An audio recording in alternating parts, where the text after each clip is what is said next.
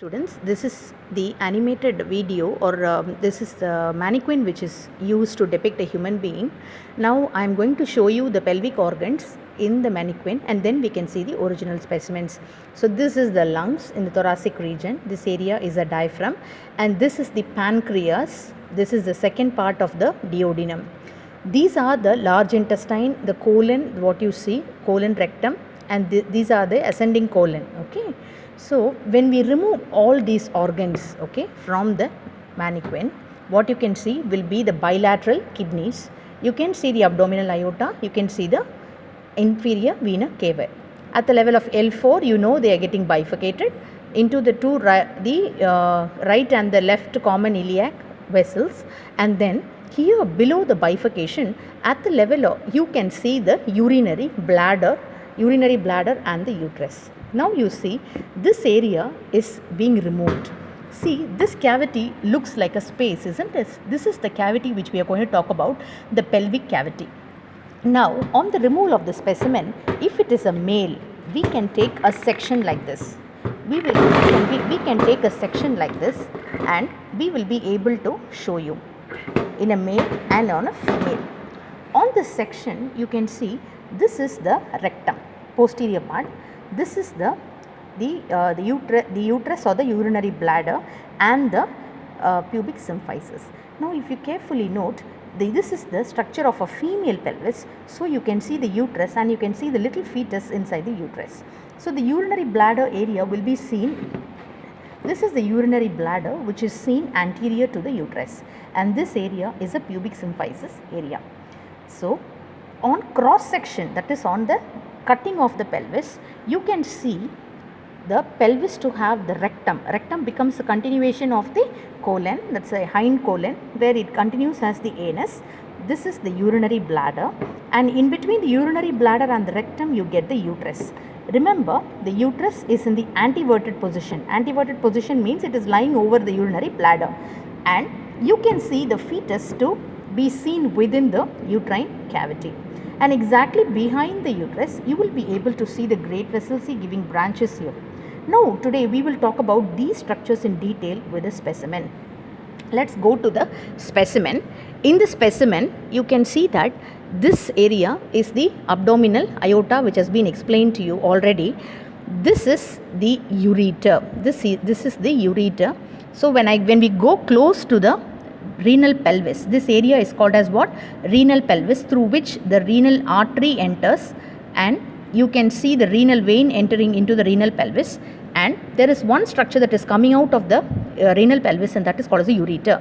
The ureter will be divided into three parts. One will be the pelvic part, which is coming out from the renal pelvis, which is around 5 to 7 ml in its capacity, and then at the lower pole of the first part of the ureter you have a constriction. This is the upper pole of the kidney, this is the lower pole of the kidney. So at the lower pole of the kidney you have a ureteric constriction. Then it continues as the abdominal part and then enters into the pelvic brim. So below that this becomes the pelvis, isn't it? Up till this it is the abdomen, because you see the psoas major, you see the quadratus lumborum. Now this specimen has been cut at the level of the lower end of the abdomen. This continues in the next specimen, where you can see the ureter to enter into the pelvic area. See here you can see the ureter entering into the pelvic area, and it is passing exactly behind the ovary, and it is passing behind the ovary and the uterus. This is a cross section of a female pelvis. So here you can see, to orient you to the specimen, this is the pubic symphysis, anteriorly seen. Pubic symphysis is seen in the anterior direction, and this is, here the bladder is not there. This is actually the uterus and the fallopian tube with the ovaries. This structure which you see behind is the rectum. This is the rectum, which is being the third or the posterior most part of the viscera, pelvic viscera. Behind the rectum what you see is only the vertebra. What you see is only the vertebra. So this is the female pelvic structure. Okay, this can be better explained with another specimen which I am taking. See here, this is the kidney here, and the kidney is continuing as a structure called ureter. I hope it is explanative to you. This is the ureter, which is continuing from the renal pelvis, entering into the abdominal part, and from the abdominal part it is coming into the pelvic part. The pelvic part, when it enters, see, it is lying over the psoas major muscle, and then it crosses the pelvic brim and it starts to lie over the levator ani muscle. Once it starts to lie over the levator ani muscle, it has the obturator nerve and the obturator artery to be its posterior relation. Then the ureter will enter into the pelvic part, and here you can see this area. This is the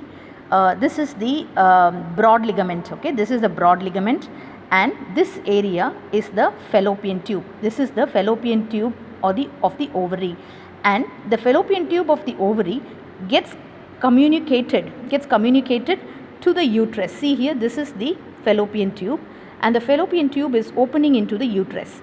Uterus looks like a solid organ here on cross section because it is fully fibrous now. It's an old age uterus, so it's fully fibrous. Now posterior to the uterus, what you see will be the rectum. So this is the rectal area, and the rectum is passing lower down as the anus. Okay, so this uterus, if you see, there is a communication, and this is the vaginal or the cervix opening of the uterus. And in front of the uterus, what you get is a hollow soft organ, which is the urinary bladder. The urinary bladder is an organ which is fully muscular hollow organ, and it has two structures called ureters which open into it at the infralateral angle. Taking a closer look into the walls of the urinary bladder, you can see that it is fully filled with rugae, and they are not smooth, it is fully filled with rugae. And here I will show you the opening of a ureter.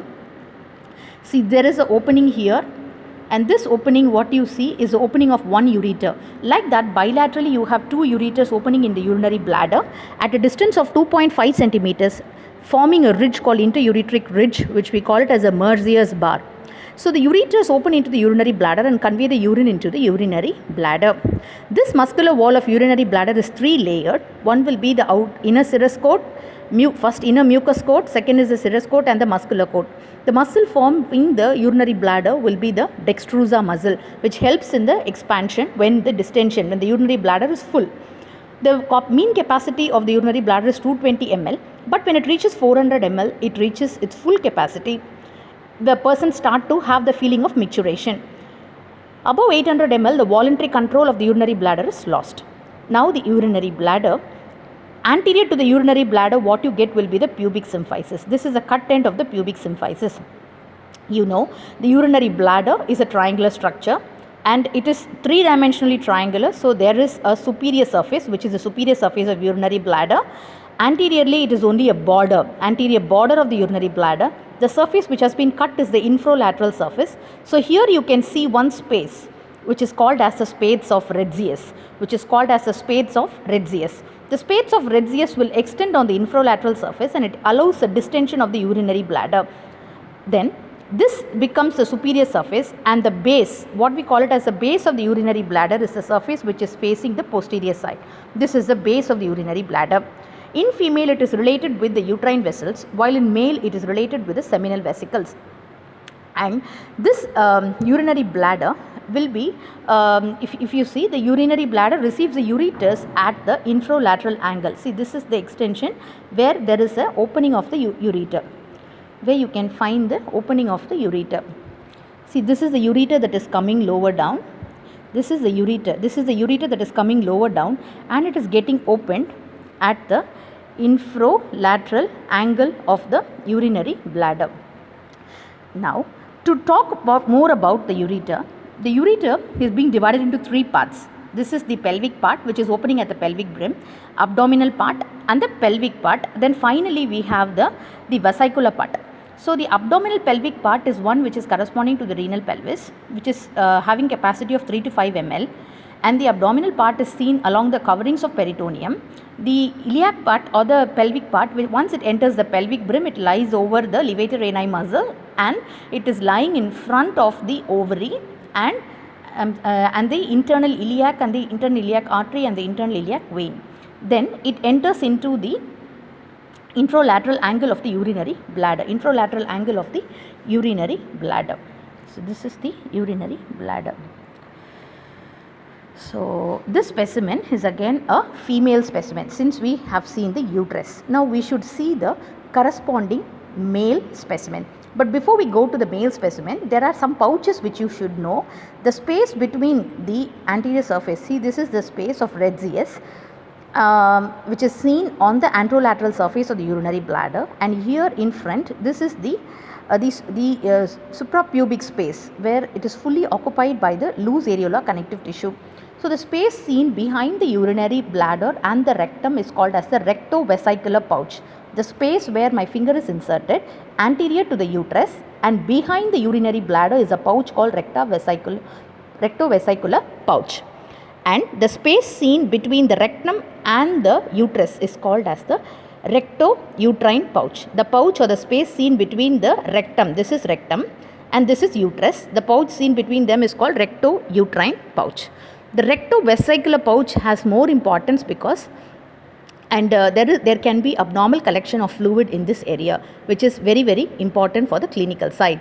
The space of Retzius also gains clinical importance because whenever any surgery is done on the prostate in male, the approach is done retroperitoneally through the space of Retzius. That is the importance, clinical importance for this space of Retzius. Now since this is a cross section of the female viscera, female pelvis, now we will go to the male pelvis. See, this is the male pelvis. The male pelvis on cross section, see here, it will be little simple when compared to the female because there is no uterus here. See, this is the penis, okay, so penis, and the cross section of is the pubic symphysis, the cross section of the pubic symphysis. This opening what you see is the urinary bladder. See, this ligament that you see on the apex of the urinary bladder is the median umbilical ligament. So this is the apex of the urinary bladder. This is the anterior border of the urinary bladder. This is the superior surface of the urinary bladder, and this is the base of the urinary bladder. Exactly behind the urinary bladder, you can see an opening here, a big opening, and this is the rectum. So the rectum opens into the anal canal. The space between the urinary bladder and the rectum is called as the rectovesicular pouch. In male, there is only one pouch very evident, and that is the rectovesicular pouch. There is no uterus here in between. So the first thing that you are expected to identify on a pelvic cross section is whether it is male or female. Any one of the structures on the cross section will be pinned, either the bladder or the rectum, or in female it could be the uterus that will be pinned, and they will ask you the sub questions. So first you will look for the penis to check whether it is male. Check for the uterus. If there is no uterus, then it should be male, isn't it? So this is the urinary bladder and this is the rectum, which can be asked on the practical aspect. Very important. Another important structure on the male pelvis is, see, this is the urinary bladder and you know it is triangular in shape. Closer to the neck of the urinary bladder, you can find another structure here. This is the prostate. The prostate is very important because it's a gland that is going to produce a secretion or the secretions for the semen. So the prostate is exactly located at the neck of the urinary bladder. Whenever there is an inflammation or enlargement of the prostate, there can be obstruction of the passage of urine through the urethra, and hence it can lead to difficulty in urination in prostatomegaly. Prostatomegaly is a commonest condition in elders, old age people, and this enlargement can be two types. Either it could be benign, which we call it as benign prostatic hypertrophy, or it can be even malignant, then it is called malignant prostate. So both these conditions will cause enlargement of the prostate, leading to the blockage of the urine from the urinary bladder. In that condition, the doctor may have to do a cystoscope, wherein he has to pass the cystoscope through the urethra, and he may have to look for the enlargement, and then when he finds an enlargement, then he has to go for a surgery. This can also be manually done by what is called as perirectal examination. The surgeon inserts its finger into the rectum. Okay, see, the next structure which is seen exactly posterior to the urinary bladder is what? Your rectum. So when he inserts its fingers into the rectum, he can feel the enlargement of the prostate. See, this is the rectum. I am inserting my finger. I can always feel the enlargement of the prostate through the rectum. So that we call it as a perirectal examination, which is very important on the clinical side, which you need to know. So this is how the surgeon examines the enlargement of the prostate. Then if you see, in the rectovesicular pouch, what and all you can see. See, this is the opening of the ureter which has been cut actually, and since this cavity looks smaller because the urinary bladder was in a compressed position. Usually the bladder looks more triangular when it is fully distended, but if it is empty it will look tetrahedral in shape. So based on the quantity of the urine that is there in the bladder during the death, the size and the shape of the urinary bladder will be maintained. That's why the shape is differing from one specimen to another specimen. So the posterior relation to this will be the sacral and the sacral vertebrae, which is becoming the posteriormost relation. So the structures which you are supposed to very carefully note are the posterior relations to the urinary bladder include, see here, what are the posterior relations? Exactly behind the ureter what you get will be the internal iliac artery. Internal iliac artery, see this is the ureter, right? This is the ureter coming from the kidney. This is very well clearly evident. So this is the ureter. Exactly behind the ureter what I can see will be the internal iliac artery. This is the internal iliac artery, and once I reflect the internal iliac artery, behind the internal iliac artery I get the internal iliac vein. Then there is also this muscle that is seen on the inner aspect will be your obturator internis. Obturator internis. So over that what you will get will be the obturator nerve. This is the obturator nerve. The obturator nerve and the obturator artery can be seen over the obturator internis.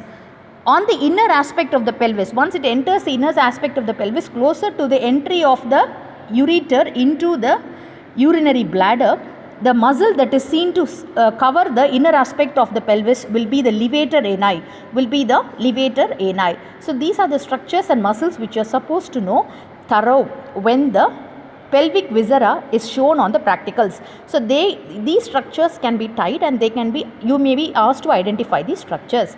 See, this is the kidney, the ureter, the internal iliac artery after the bifurcation. So you can see the level of bifurcation here, and once reflected below the internal iliac artery, the structure what you see will be the internal iliac vein. This is internal iliac vein. So when you go more posteriorly, behind what you get will be the, see, this is the vertebral body, isn't it? This is the vertebral body, then this is the spinal cord and cross section. So very posteriorly what you get will be the lumbosacral trunk. On the posterior aspect what you get will be the lumbosacral trunk, and you will get the posterior vertebral vessels. These are the important structures for the practical aspect. Thank you.